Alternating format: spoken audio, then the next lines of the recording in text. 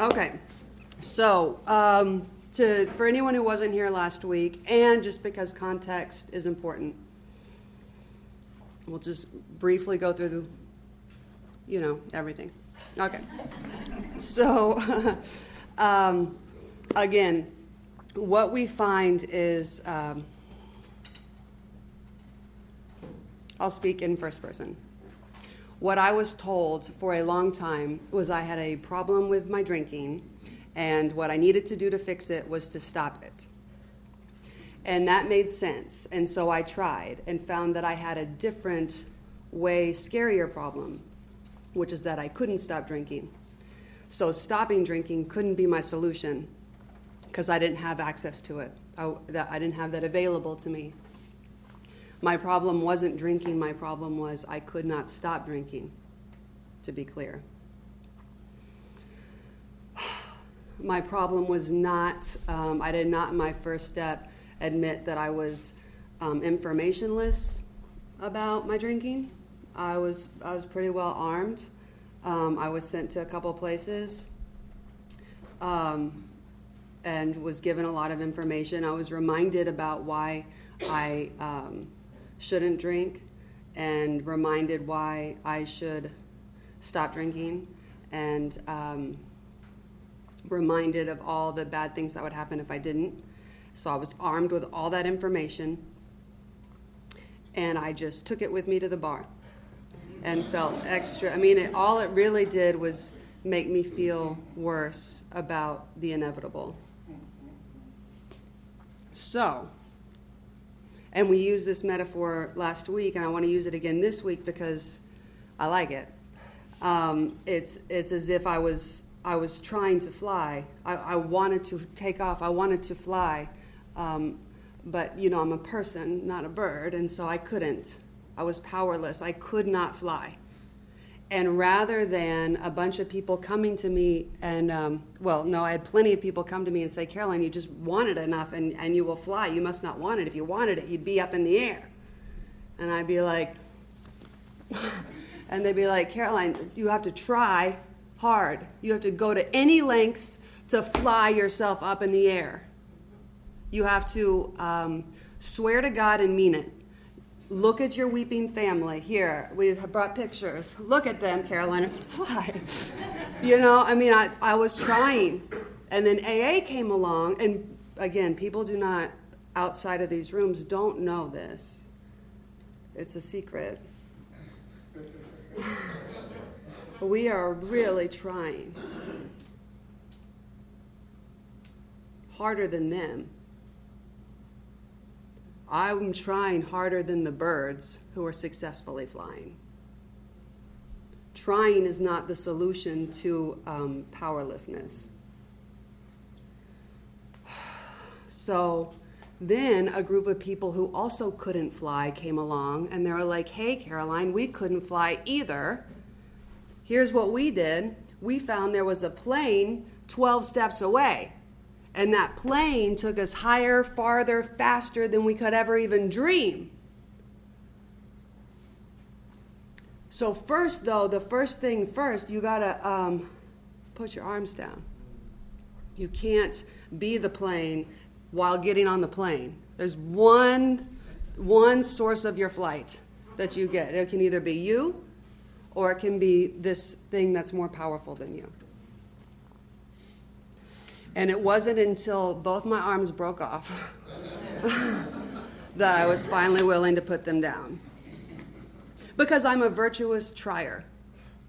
And I think all of us are. None of us,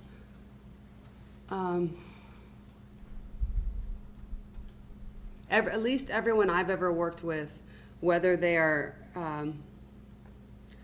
successful or not, or drinking or not, what I witness in them and in myself is that I'm doing the best I can.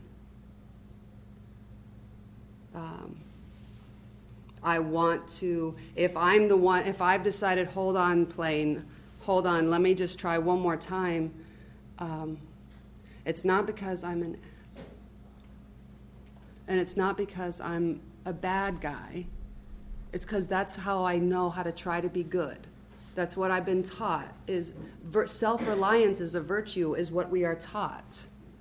As soon as I quit drinking, that will prove to my family I love them. As soon as I stop drinking, that will prove to God that I have faith in God. A lot of us think the third step is swearing to God to never drink again. A lot of us think that going to any lengths, when the program says go to any lengths, we think what going to any lengths means is swearing to never drink again. That's the any lengths, because that's the most extreme thing I've ever heard in my life. So that's why we have to be clear about what steps 2 through 12, where they're taking me. They're not taking me to this kind of flight. They're not. It's not like once I do an inventory, then I suddenly have the power to just say no to the drink I secretly still want. It's not like I thought that doing the steps would make me a good person, and good people don't drink. So as a good person, then I won't drink. Knowing full well that I was a really good person while drinking, and so I didn't know how this was going to work for me. I didn't know how I could get any better than I already was. We're not becoming better people, although that is a nice side effect. But that's not, it's not step 12, having now become a good person. I just say no. Having had a spiritual awakening, having gotten on a plane that's doing this for me, having accessed a thing that is doing something impossible for me. So, going back to this step one is not, I swear to God, I'm never going to drink again. Step 1 is saying, oh my God, this isn't working. I can't make myself take off.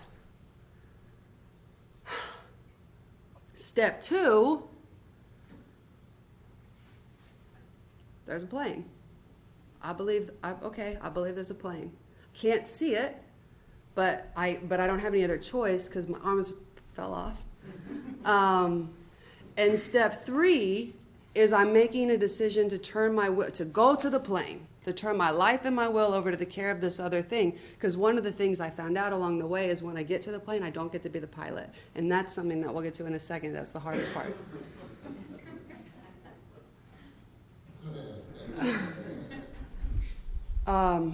And I have to put my arms down. So, another thing we talked about last week in step 3, something that is talked a lot about in the book, because this is the thing of it. You're either on the plane or you're not on the plane, but you can't be half on the plane. We have to abandon ourselves entirely to the power of this thing that is going to take over. Otherwise, I don't get to be on it. It's not because of bad, whatever. It's actually, think of a plane. You're either on it or you're not on it. It's just cause and effect. I mean, it's fact. It's not moral. It's just true.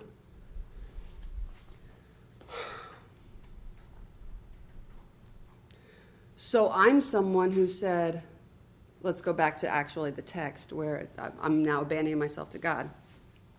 That's going to do this impossible thing for me. I'm someone who said, but I've been praying my whole life. I've been preaching the last few years. I know God better than you. And here I am still drinking. So I don't understand, again, how can I get better than I already am? So what the book pointed out was that maybe I was having trouble accessing God because I couldn't stop playing God.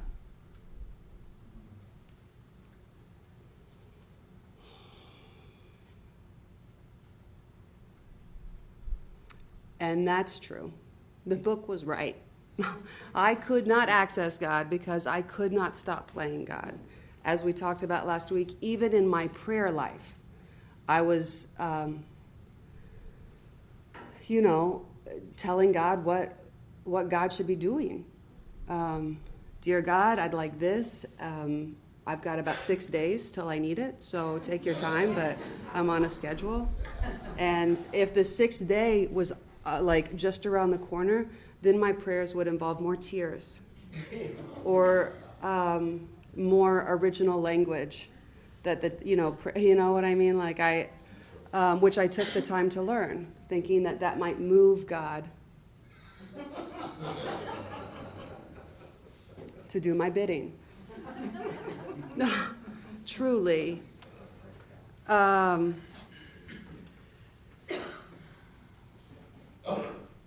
So I say, okay.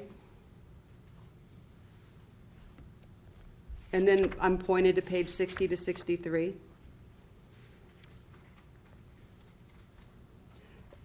And I'll be clear about something because, again, and I think you could ask my mom, even on my way into AA, I was still the nicest girl you ever met. Maybe don't ask my mom. But I thought I was. I identified as the nicest girl you ever met. I really thought my problem was you.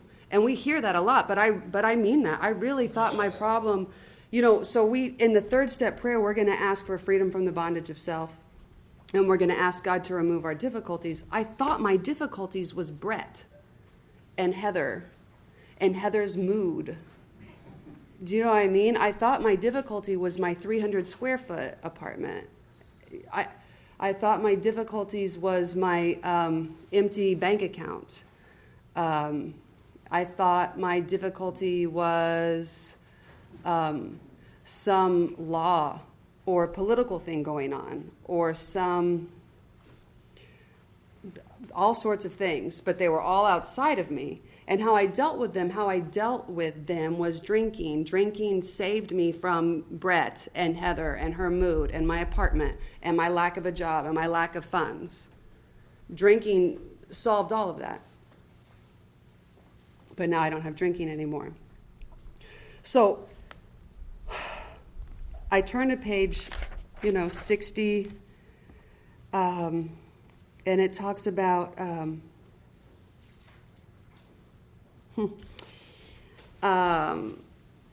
it talks about how it talks about self-centeredness. That's the root of my problems. That is true, but that was almost too harsh for my ears. Self-reliance was easier to digest. Because self-reliance really is the problem, because God-reliance is the solution. So the book is pointing out even when I'm being nice, I'm still running the show. I'm still playing God. So again, this isn't about mean versus nice or good versus bad. This is about cause versus an effect.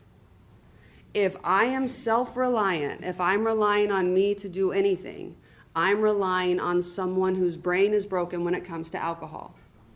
So that's the problem. That's what it's not even the fact that my brain is broken when it comes to alcohol is tragic.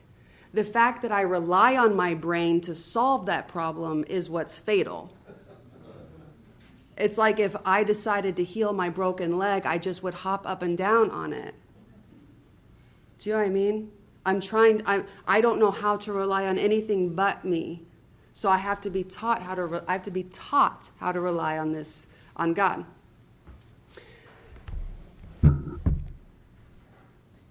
So how do I play God? Let's launch into the 4th step.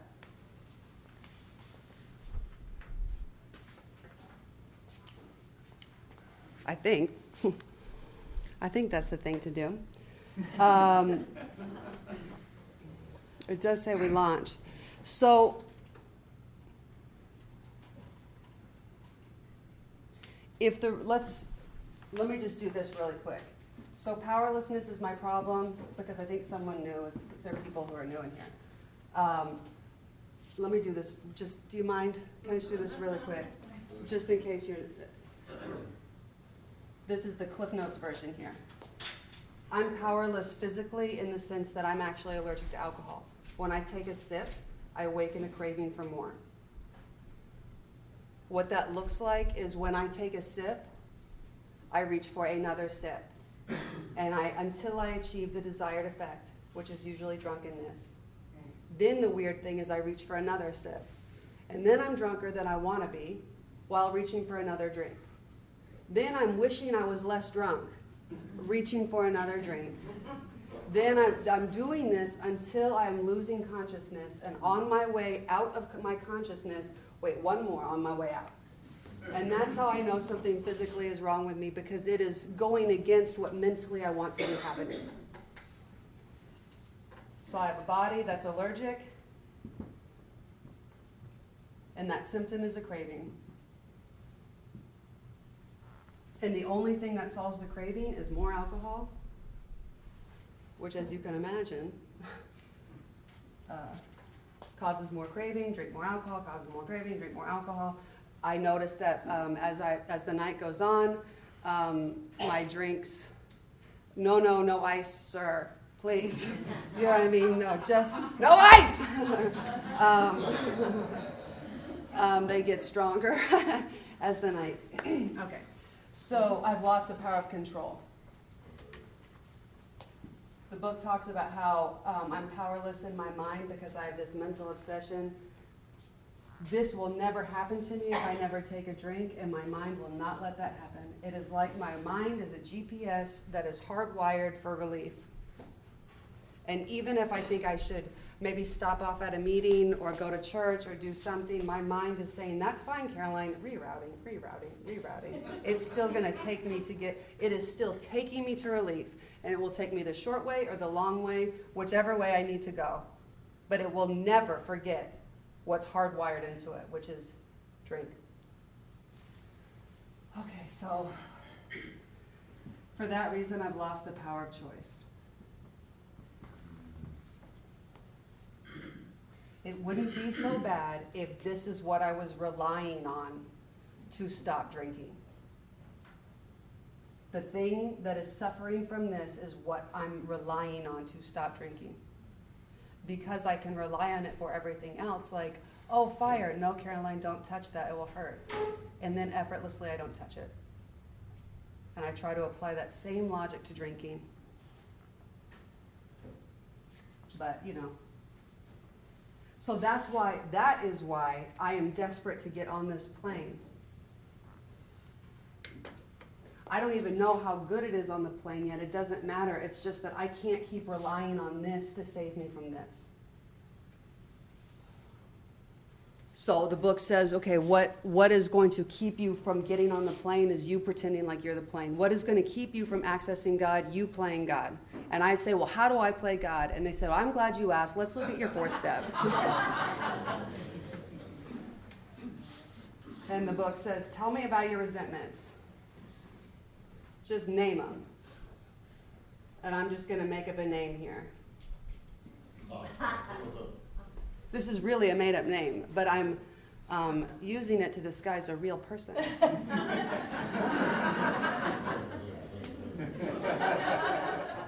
Who, what I'm mad at. Who, what I'm resentful at. Why? She left me. We were engaged, and she changed her mind and wanted to be with somebody else. What does it affect? And the book gives me some options. Self-esteem, ambitions, personal relations, financial security, emotional security. Check. Okay. Yes, definitely affects my money because she owned the apartment I lived in for free. Definitely affects my ambition because I was using her to get work, okay? Affects my personal relationships. Yes, clearly. Affects my self-esteem.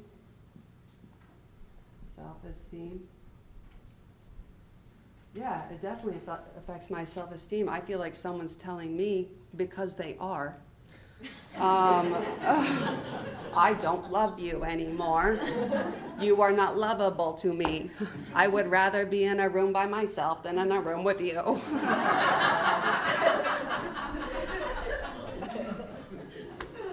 That's what I've heard, at least. Okay. Clearly I was wronged. Because I'm not to go whatever, it doesn't matter, no secrets here. She cheated. She left me for someone else. And she was really mean, let's say. In her approach. I wouldn't have done it that way. I don't think. So the book talks about justifiable anger, and that's a real thing. If someone told me, if a friend of mine came to me with this story, I would be like, yeah, I'm pissed too. What do you want me to do?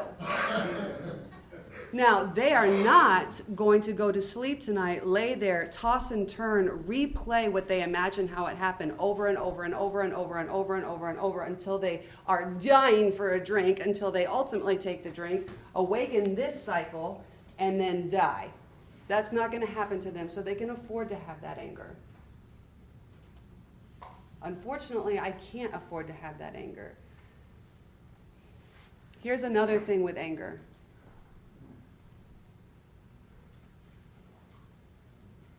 If I am really angry, things that I am believing is something bad happened to me that is going to affect my well-being forever. That's playing God. I cannot be on the plane believing that all hope is lost for me because someone did something bad. Does that make sense? Yeah. Because the plane thinks something different. I was on the plane when this happened, by the way. The plane does not make us immune to other people's bad behavior. I'll get to my fourth column in a minute.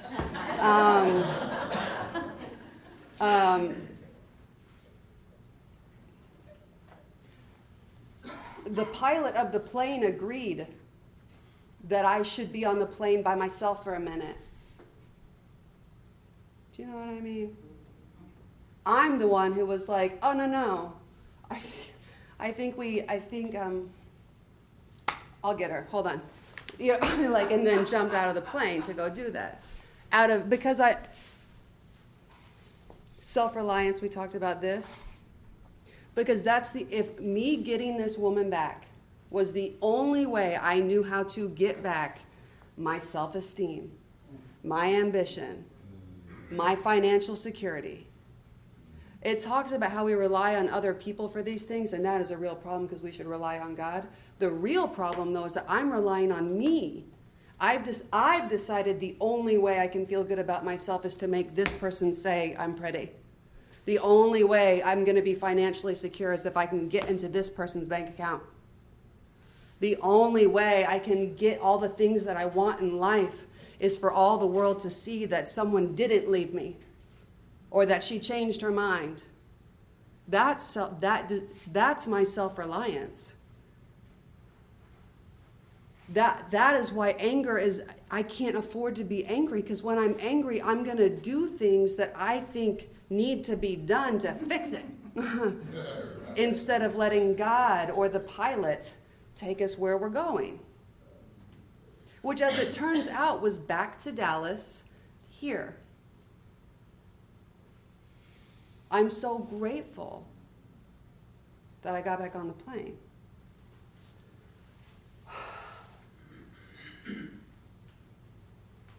Okay, so we're clear on these things. So now the book says, okay, all right, us too. We were mad. Bad things do happen to us. Incidentally, I could also say the barista at Starbucks, too much milk and coffee. sabotage. Because that's what I believe sometimes. I get very upset. Third time in a row. And that truly affects my ambition because I have things to do today. This is what, I don't know, maybe I'm crazier than most, but it affects my self-esteem. If they really got me, appreciated me, respected me, they would make it right.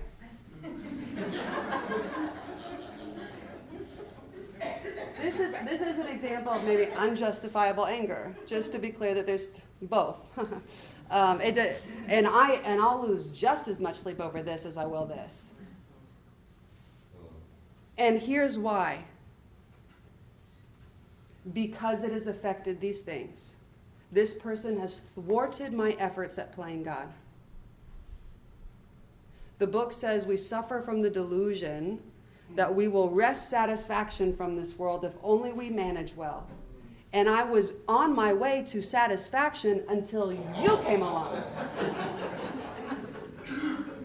The reason that's worth noting is because sometimes I'm working with a protege who says, if someone comes and punches me in the face, I'm not allowed to get upset about it. Of course you are. And so long as it doesn't affect these things, then you will be able to go about your merry way. And it won't affect the rest of your life. The problem is if these things are in that person's hands, now we have a problem. If these things had not been in my partner's hands, I would have let her go freely. I know that because once I got these things back in God's hands, I was happy we were apart. I also know that because I wanted to leave way before she did. So I got what I wanted. Except for the part where another person told me I was not lovable enough. Do you know what I mean? Okay. So this is not a new inventory to us. We've been taking this inventory our whole lives. I couldn't wait when I saw the picture of the 3 columns because I had stuff to get down. And I couldn't wait for my sponsor to find out why I drank so much. That's what I thought we were doing. I thought I was listing the difficulties I referenced in step 3. Not yet. So the book says now we gotta, what are we gonna do about these things? Because again, some of them are real, and it's, again, even when I'm on the plane, people are still gonna act badly towards me.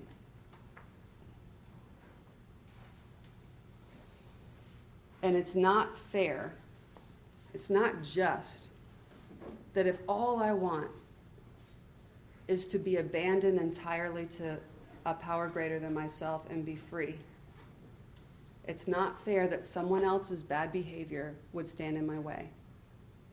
Then I'm at the mercy of the biggest meanie. That's not fair. None of the steps say step 6 got away from all the meanies so that we could get free. That's not a step. So it says we were prepared to look at this list from an entirely new perspective. Shoot. We were to list our own mistakes.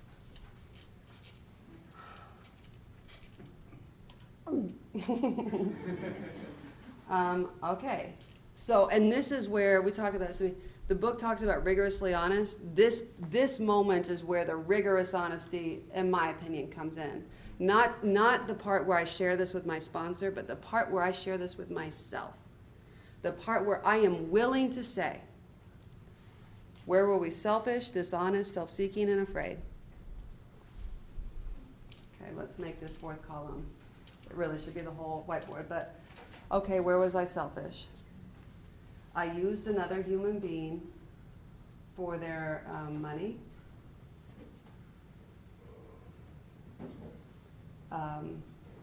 their status, their affection,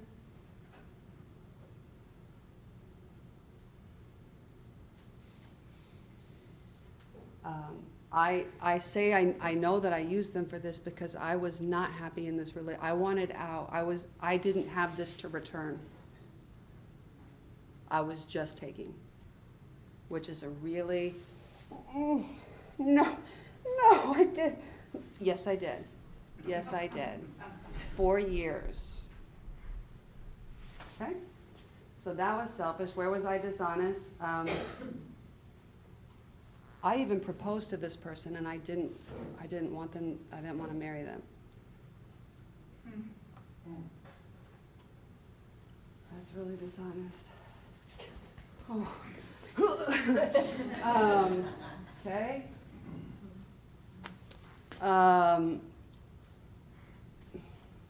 Now I wasn't like, this wasn't so, I wasn't like, swindling into town to like find some sucker. I didn't see myself as this person when it was happening. I didn't really know it was happening, except deep down I knew that this was happening. But I wasn't like, getting my kicks out of hurting someone. It didn't make me feel good. That wasn't my agenda. I'm not a sociopath, you see. I'm a scared person who doesn't know how else to get taken care of. Okay, so there's some dishonesty. I promised to pay her money each month to help with the mortgage. Never did.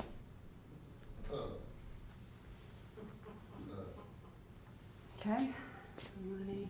That's essentially theft, is actually what I think that is.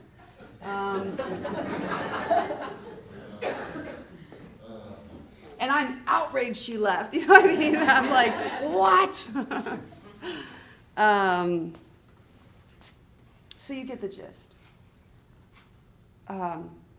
Other things that I have to look at is sometimes it's hard for us. This is just me sharing my experience here. Sometimes it was hard for me to see what I did to set the ball rolling. Then I need to look at if like some genie in a bottle could remove something from me and it would all be okay, what would that thing be? What if a genie came down and could remove something from me and all would be forgiven? What would the genie need to remove? And usually for me it's self-pity. I love self-pity so much. I bathe in it, I lather it on, and I tell everyone about it. It is my greatest tool in my kit of self-reliance. Self-pity gets me off the hook for whatever. It lets me indulge in like really fantastical amends that other people will be making. It's very dangerous for me. And it's dishonest because it's usually rooted in some drastic thing that actually isn't true.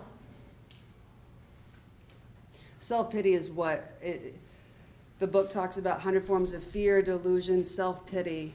That's my thing. So I look and I see, so how do I play God? Here's my list of how I play God. I use people for money. Yeah! Even now, I can't believe my mom's here. I use people for money. I use people for affection. I desperately use people for my self-esteem. I have none unless you are telling me how wonderful I am. And I will go to any lengths to get you to say how wonderful I am. Whether you are, I'll get to that in a minute. Okay, so here's how I play God. So when I get into, how am I going to stop playing God? Here's a list of things I have to stop doing. And here are things I have to amend. So for example, every day that I don't pay Mary back is a day I'm still thieving. Every day I don't pay Mary back is a day I'm saying to God, no, I'll handle the finances. How do I put my financial security in God's hands? Give stolen money back.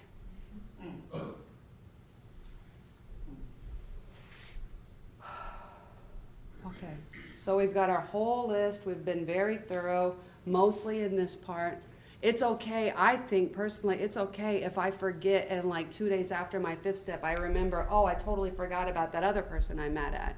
That's not the thorough I think we're looking for. This is the thorough we're looking for. Because Mary is not blocking me from God. This is.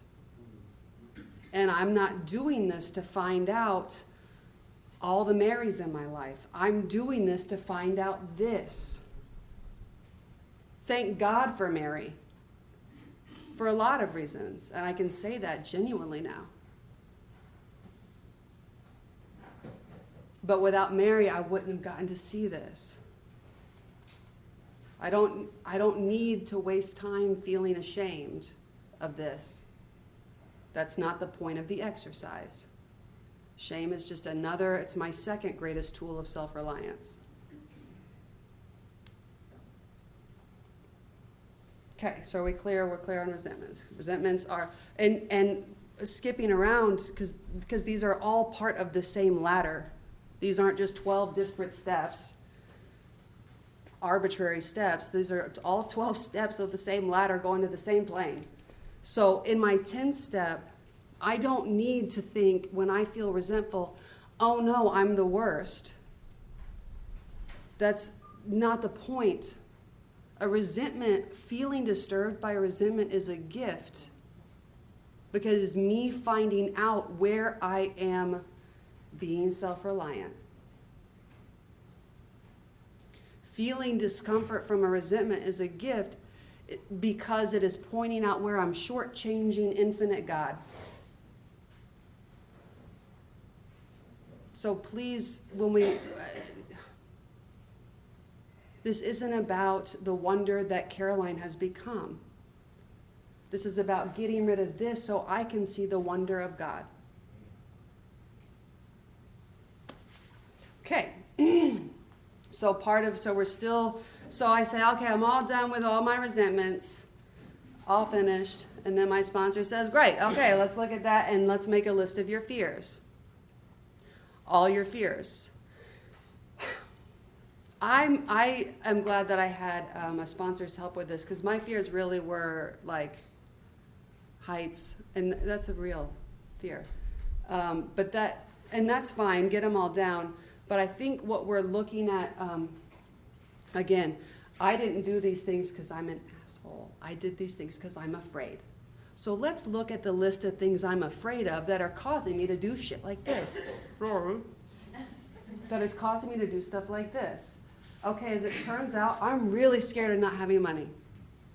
So here we are in our fears. I'm really afraid that I don't know how to make money, as it turns out.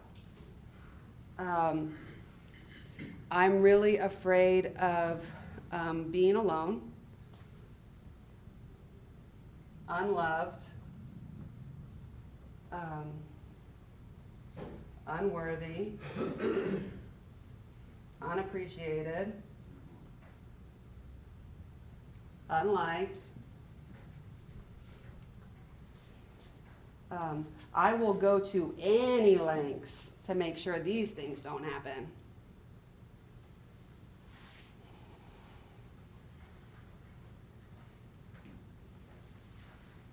We can if fears are not usually the hardest part of this inventory because it's just the list of the fears, but if you aren't sure, a good place to start is to look at your third column of the things that were affected that caused you to be so resentful.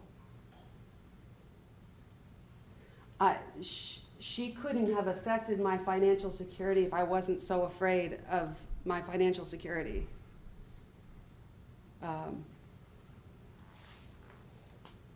If that helps. Okay, so we're clear on the fears. The book then says we asked ourselves why we had these fears. It then answers that question. Immediately. Wasn't it because self-reliance failed us? Which seems broad and like there might be a few exceptions. And yet, I checked and there are none. There's no exception. I am only afraid because I don't know how I am going to get money. I am only afraid because I don't know how someone is going to get well if they're sick and I can't fix it. I am only scared because I don't know what's going to happen. I am only afraid because I don't know how else to be loved if you aren't doing it. Perhaps there's a better way. We think so. And this is a way that we are learning, so please don't feel obligated to be struck better way at this point in our step work. We are on the basis of trusting and relying upon infinite God rather than our finite selves. Just to the extent that we humbly rely on him. Oh, shoot, I'm blanking. I know we'll match calamity with serenity. Just to the extent that we seek to do God's will. Someone's got a book. It's me. I quote this all the time. Here we go. Let me just do verbatim here. We trust infinite God rather than our finite selves. We are in the world to play the role he assigns.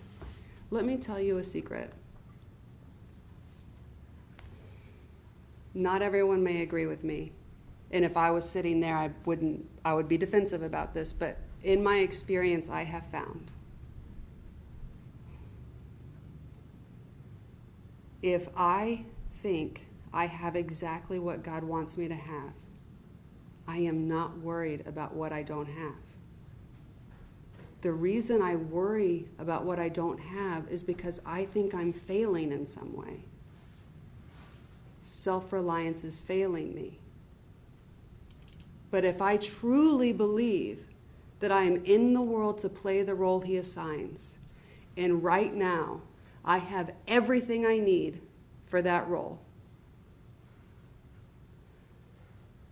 I do match calamity with serenity. That is absolutely true. I know that because, so when this person left me, people have heard this story, but she owned the apartment, so I had to leave. And I didn't have my other apartment. You know what I mean? So then I had no apartment. And it's a dramatic story, I know, but it really was. A hurricane was coming. So I had no apartment, a hurricane was coming, and the streets were flooded, and it was cold, and it was a hurricane that was followed by snow. And I had just lost all these things too. It was so bad.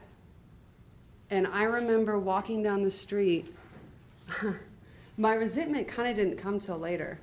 But it was circumstantially so bad.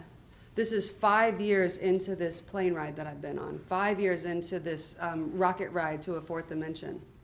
5 years into freedom, 5 years into God reliance. So in God reliance, this happened. And in the moment, I'm walking down the street and I remember, God, I think, do you hate me? And right as I said that, a car came driving by and splashed maybe 6 feet of snow into my face, like icy slush. And I remember thinking, no, circumstances, you will not trick me. I know this is perfect.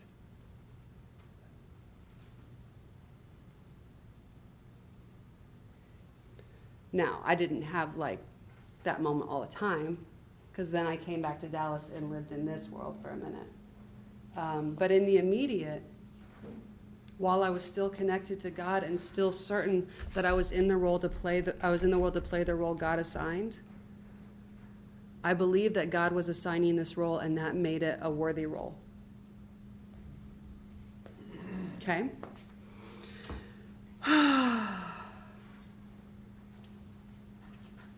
I love this line, just to the extent that we do as we think he would have us. I don't even have to be right. I don't have to be a mind reader when it comes to God. I truly just have to do what I think God would have me do. I am allowed to be wrong, and I will not suffer those consequences, is my experience. Okay, so then we get into our sex inventory. And we really spent a good amount of time today on 2/3 of one step. Okay, I'm going to do this quickly, because this was revolutionary for me. Again, the question we're answering is, how do I play God? Okay. We reviewed our own conduct over the years. Where had we been selfish, dishonest, or inconsiderate? In a nutshell, I, for the most part, was never that into anyone I was in a relationship with. I was dishonest with all of them.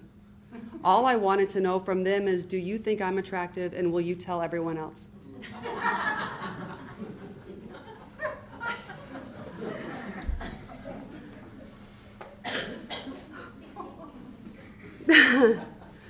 So, yes, I was selfish, dishonest, inconsiderate. And sometimes, and it was the only thing I knew how to seek from another person.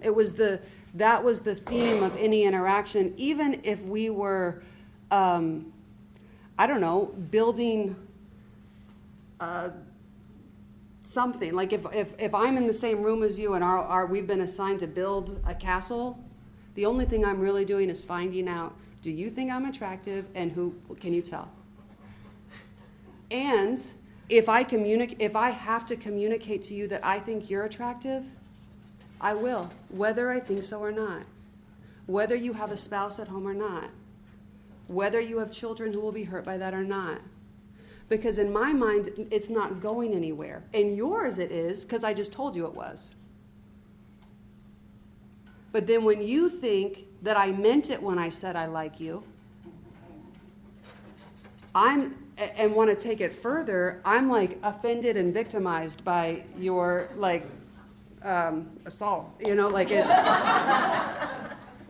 and that was just everywhere I went. And not everyone would necessarily know that that's what I was doing, but that is what I was doing. And sometimes those conversations lasted like 4 years and we were living together, or I was proposing, or whatever. But so yes, I was very much dishonest, selfish, self-seeking, and inconsiderate. I did not consider your feelings at all. And what's so perverse is I thought that I was tending to your feelings by telling you I thought you were attractive. I thought I was like giving of myself to you. I was so deluded about what selfish was. Whom did we hurt? All those people. All the potential spouses they had, I never stopped to ask. All the potential children they had, I never stopped to ask.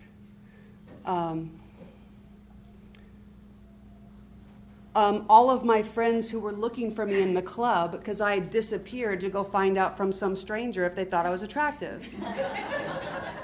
I mean, a lot of people, everyone, all the people. Did we unjustifiably arouse jealousy, suspicion, or bitterness? All the time. So sick, thank you. Yeah, because I flirted in front of the people I was dating so that they could find out that someone else thought I was attractive too. Not consciously. I mean, again, I wasn't walking around like an outward crazy person, but deep down, this is what I was doing. And not because I'm evil, because I am afraid and I don't know how else to make sure I am okay.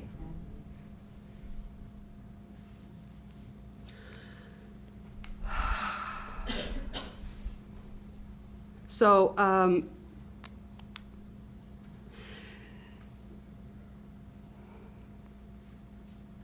where were we at fault? In all the areas I just listed, what should we have done instead? The problem, I wasn't doing that because I was drunk. I was doing that because that is where self-reliance takes me. I didn't have to be drunk. Getting drunk made it easier to lie to myself and others. But being drunk isn't what caused me to use you. Fear is what caused me to use you. Self-reliance is what caused me to use you. Okay. So now we got to have this new ideal, and the whole point of it again. So we're supposed to write our sane sex ideal. And people come to me, people I sponsor sometimes come to me and they're like, I want him to be tall, I want him to have some money, I want him to be funny. No. That's not, here's my sane sound sex ideal. I want to be honest. I want to mean the things that I say. Really, the end.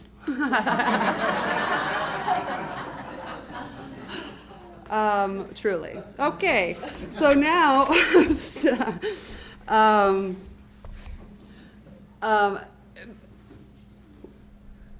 outwardly, there are things that are easy to get distracted by when it comes to relationships and sex and these sorts of things.